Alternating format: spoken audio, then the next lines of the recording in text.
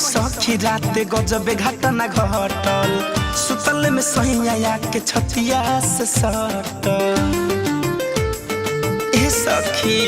हाँ का कही सखी रात गजबे घटना घटल सुतल में सैया के छतिया से सटल हय सर भइल पूरा इंजन झनझना गौए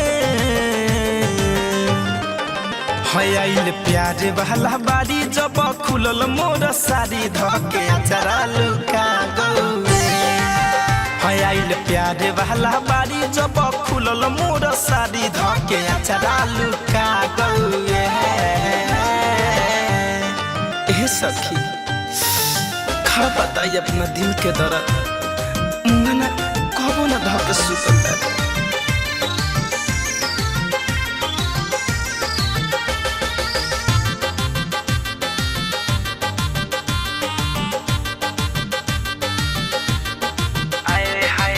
सोचन की पियावा आज करी है नदी पार हो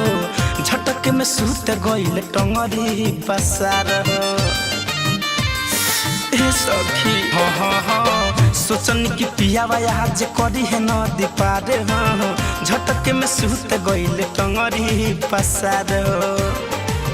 हम बाजल पलंग तो पलंग घबरा गौए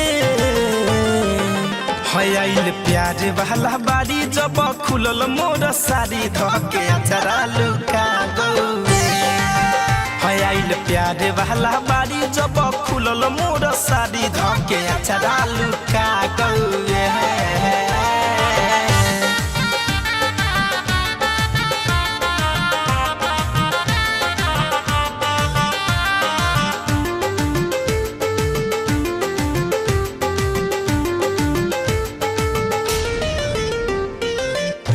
से बदहन होता अपने से सुन हो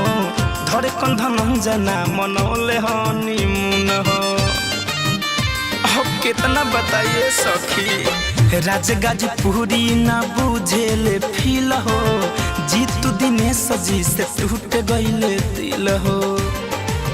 हो राहुल रहस्य के चाल तो चिन्हा गहुए आइल प्यारे वाला बारी जब खुलल मोर सारी धके चरा लुका गौए